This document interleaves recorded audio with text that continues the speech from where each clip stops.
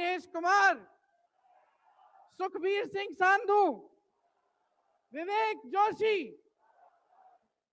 ये देश इन 3 नामों को नहीं भूलेगा। ये चाहे कितने भी बड़े बड़े ये कितने भी इंतजाम कर लें इन लोगों को बचाने के लिए, एक दिन इन्हें इस देश को जवाब देना पड़ेगा कि किस तरह से इन्होंने हमारे वोटों का अधिकार हमसे छीनने की कोशिश की, किस तरह से इन्होंने साजिश रची। हर मोर्चे पर यह सरकार विफल है, हर मोर्चे पर। आज डॉलर 90 रुपए का हो गया है। जब 60 रुपए का हुआ था तो कौन रो रहा था सड़कों पे? कौन रो रहा था सड़कों पे? नरेंद्र मोदी जी बार बार कहे जा रहे थे, आज क्यों नहीं बोल रहे हैं डॉलर पे?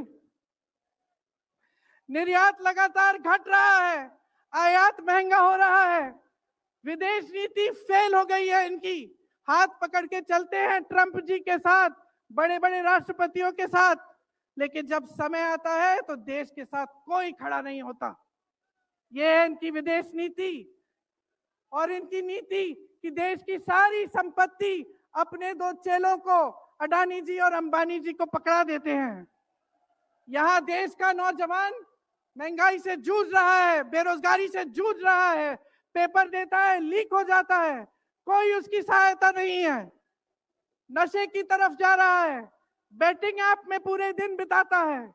और बेटिंग ऐप चलाया कहां से जा रहा है? कहां से चलाया जा रहा है? सूत्रों के मुताबिक प्रधानमंत्री के ऑफिस में ही एक शख्स ने बेटिंग ऐप के साथ में घोटाले किए हैं। इसकी चर्चा होती है क्या सदन में? क्यों नहीं होती? आपकी बेरोजगारी की चर्चा होती है, महंगाई की चर्चा होती है, मेरी बहनें यहाँ खड़ी हैं, आपकी सुरक्षा की चर्चा होती है? ना सदन में होगी, ना बड़ी बड़ी रैलियों में करेंगे ये लोग, ना आपके पास आकर आपसे बात करेंगे, आपके हालचाल पूछेंगे, आपसे पूछेंगे कि किस संघर्ष से आप गुजर रहे हो, कैसे जी रहे हो। क्योंकि हिम्मत नहीं रही इनकी, हिम्मत नहीं रही। जो था, जो बना था, जो 75 सालों से सबने संघर्ष करके बनाया था, वो सब तमाम बिगाड़ रखा है। तो मैं यहां लंबी बात नहीं करना चाहती, आपसे सिर्फ ये कहना चाहती हूं कि आपका ध्यान भटकाने के लिए रोज रोज ये कोई नया मुद्दा निकालते हैं। आप खुद देख रहे हैं, आप अपना ध्यान केंद्रित करिए। ये वोट का अधिकार आपका सबसे बड़ा अधिकार है। इन्होंने सब कुछ खत्म कर दिया है, लेकिन सच्चाई आप देख रहे हैं, सच्चाई आप आज समझने लगे हैं। और वो सच्चाई आपकी सच्चाई है, आप जीते हैं उसे। ये आपका अधिकार है जो आस्ते आस्ते आपसे लिया जा रहा है।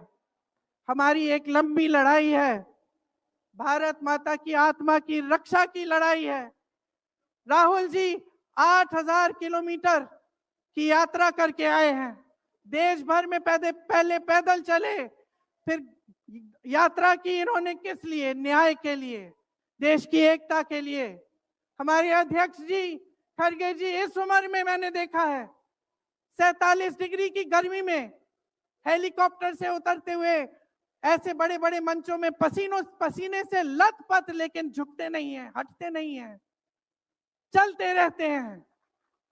ये है हमारी कांग्रेस की शक्ति।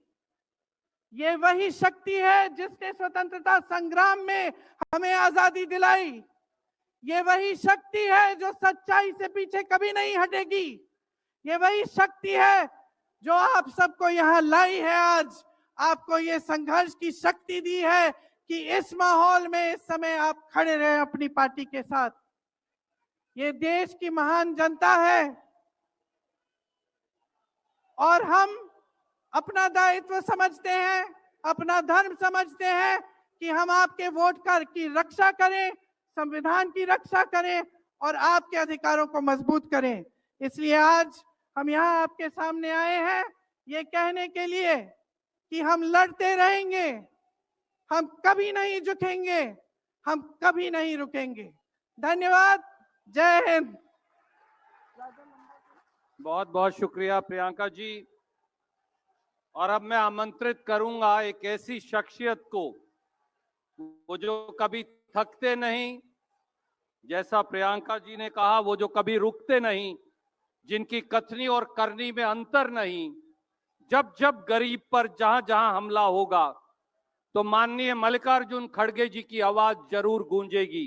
भारतीय राष्ट्रीय कांग्रेस के सम्मानित अध्यक्ष आदरणीय मल्लिकार्जुन खड़गे साहब से कि वो आए और अपना आशीर्वाद हमें दें।